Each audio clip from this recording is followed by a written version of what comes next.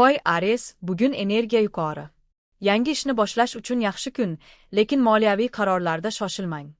Buzoq Taurus, barqaror va yerga yaqin kayfiyat.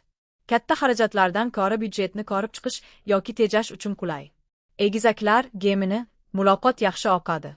Pul masalalarini muhokama qilish yoki kelishuvga erishish uchun qulay kun. Qisqichbaqa Janter, hissiyotlar tanlovlaringizni ranglashi mumkin. Qulaylik uchun qilinadigan impuls xaridlardan oldin pauza qiling. Arslon, Leo, ishonch yuqori, dadil qadamlar uchun yaxshi, lekin raqamlarni 2 marta tekshiring. Parizod, Virgo, tafsilotlarga e'tibor, byudjet tuzish yoki moliyaviy hujjatlarni tartibga solish uchun qulay. Tarozi, Libra, muvozanat mavzusi, qarzlarni hal qilish yoki muzokara qilish uchun yaxshi kun. Chayon, Scorpio, intuitsiya kuchli, uzoqdan oylab kelgan qaroringizni qabul qilishda ichki ovozingizga ishoning.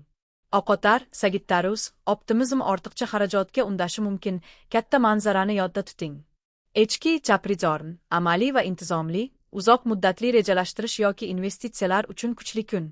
Kovga, Aquarius, innovatsion pul g'oyalari foyda keltirishi mumkin, noodatiy variantlarni ko'rib chiqing. Baliq, Pisces, yerda turing, biror kelishuvga rozi bo'lishdan oldin tafsilotlarni tekshiring. Bugun moliya masalalari uchun eng qulay vaqtlar an'anaviy ravishda Venus va Yupiter soatlari. 2 soat, Venus 7, oq 5 am 8, oq 7 am.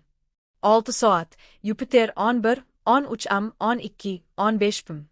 9 soat, Venus 2, 19 pm 3, 21 pm. Ayniqsa 11, 13 am 12, 15 pm Yupiter davri muzokaralar, investitsiyalar, xaridlar yoki moliyaviy rejalashtirish uchun eng qulay deb qaraladi.